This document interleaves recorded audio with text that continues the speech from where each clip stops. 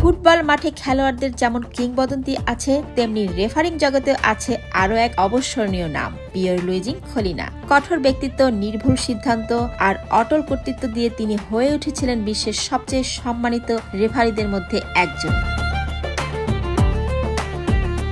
ইতালির বোলেনিয়ায় জন্ম নেওয়া কলিনা রেফারিং শুরু করেন তরুণ বয়সেই।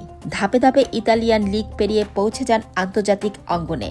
1995 সালে ফিফার আন্তর্জাতিক রেফারি হিসেবে তালিকাভুক্ত হওয়ার পর আর পেছনে ফিরে তাকাতে হয়নি তাকে। বিশ্ব ফুটবলের সবচেয়ে বড় বড় ম্যাচে বাঁশি বাজিয়েছেন তিনি। 1999 সালের উয়েফা চ্যাম্পিয়ন লিগ ফাইনাল এবং 2002 সালের ফিফা বিশ্বকাপ ফাইনাল পরিচালনা করে নিজের দক্ষতা প্রমাণ দিয়েছেন কোটি দর্শকের সামনে। মাঠে কলিনার উপস্থিতিই ছিল আলাদা। তার দূরদৃষ্টি, আত্মবিশ্বাসী শরীরী ভাষা এবং নিয়ম প্রয়োগে আপোষহীন মনোভাব খেলোয়াড়দের কাছ থেকে আদায় করে নিয়েছিল বিশেষ সম্মান। বিতর্কিত মুহূর্তেও শান্ত থেকে সিদ্ধান্ত নেওয়ার ক্ষমতা তাকে অন্যদের থেকে আলাদা করেছে। শুধু জনপ্রিয়তা নয়, অর্জনেও তিনি অনন্য। আন্তর্জাতিক ফুটবল ইতিহাস ও পরিসংখ্যান ফেডারেশন টানা 6 বার তাকে বিশ্বের সেরা রেফারি হিসেবে স্বীকৃতি দেয়, যা আজও এক অসাধারণ মাইলফলক হিসেবে বিবেচিত হয়।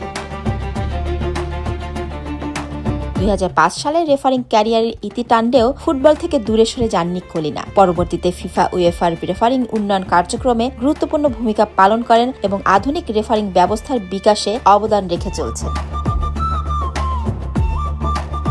একজন রেফারির কাজ কেবল বাঁশি বাজানো নয়, ন্যায় বিচার নিশ্চিত করা, চাপের মুখে সঠিক সিদ্ধান্ত নেওয়া এবং খেলার মর্যাদা অক্ষুণ্ণ রাখা। আর সেই মানদণ্ডে পিয়েরলুইজি কলিনা আজও বিশ্ব ফুটবলে এক অনন্য প্রতীক। তার নাম উচ্চারিত হয় একজন রেফারি হিসেবে নয়, বরং নিরপেক্ষতা, শৃঙ্খলা ও পেশাদারিত্বের এক জীবন্ত উদাহরণ হিসেবে।